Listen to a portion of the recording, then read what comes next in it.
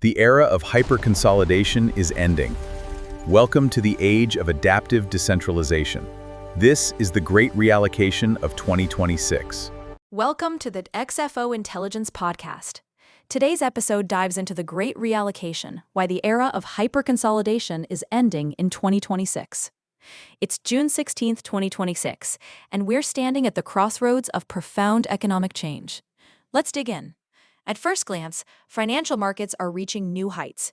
SpaceX hitting a historic $1.75 trillion valuation, Fox acquiring Roku in a $22 billion mega deal, and NVIDIA issuing a $20 billion bond offering to finance AI's next chapter. But beneath these milestone deals, a deeper structural shift is unfolding. The era of hyperconsolidation is ending. The global economy is moving away from extreme concentration toward adaptive decentralization. The rules of capital allocation and risk management are being rewritten. Let's start with the illusion of peak efficiency, or the consolidation trap. For years, vertical integration was king, monopolizing supply chains, controlling distribution, and creating walled gardens.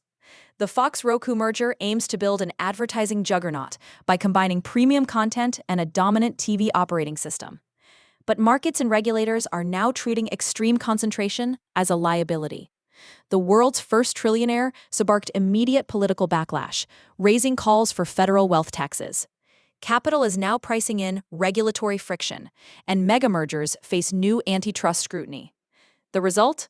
Valuations get trapped behind legal uncertainty, and companies are discovering their walled gardens are fragile. Next, the AI pivot. No longer is AI just about brute force computing. Hyperscalers like Anthropic, AWS, Google, and Microsoft are pouring billions into custom silicon and diversifying away from single vendor dependency. This shift isn't about technology preferences, it's survival. Monolithic hardware stacks cause vendor lock-in and supply chain risks. That's why investors are shifting toward picks and shovels, custom ASIC designers, liquid cooling systems, and high-speed data interconnects. The real growth ahead is in modular resilience, not brute-scale dominance. Then there's the geopolitical reality check. The recent US-Iran agreement to reopen the Strait of Hormuz gave markets a short-lived rally. But sophisticated players know relying on a single geopolitical choke point for energy is risky. Now capital is pricing in redundancy, investing in US LNG terminals, refilling strategic petroleum reserves, and building alternative pipelines. Geopolitical stability isn't a given. Supply chain optionality is the new premium. So, what's next in the 90-day outlook? The global economy will experience a metabolic adjustment. Three key dynamics will dominate. First, the M&A stall. Major media and tech mega mergers will hit regulatory roadblocks. This will create volatility, punishing companies betting on seamless acquisitions. Second, semiconductor bifurcation. Chip firms locked into old architectures will see margins shrink. Those supporting custom silicon and AI infrastructure will attract capital. Finally, liquidity could slow in mega-cap tech stocks, widening bid-ask spreads and increasing sensitivity to macro data. What are the strategic imperatives? For investors, adopt a barbell portfolio. Put most capital in physical AI infrastructure, energy independence, and mid-caps with modular models. Hedge with asymmetric instruments like long volatility. Avoid merger arbitrage in highly scrutinized sectors. For corporate leaders, focus on modularity, not monopolies. Design operations so if a vendor or supply chain breaks, you can reroute instantly. Interoperability isn't just nice to have, it's core risk management.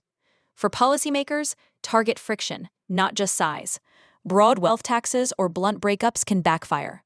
Instead, mandate interoperability and data portability to encourage open ecosystems. The bottom line, the mid-2026 economy isn't collapsing, it's evolving. We're pruning over-leveraged monopolies and growing decentralized alternatives.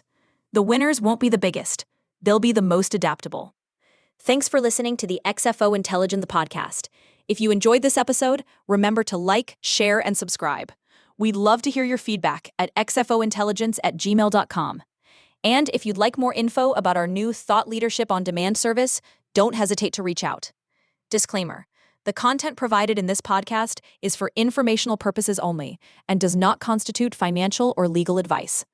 Always conduct your own research or consult a professional before making significant financial decisions.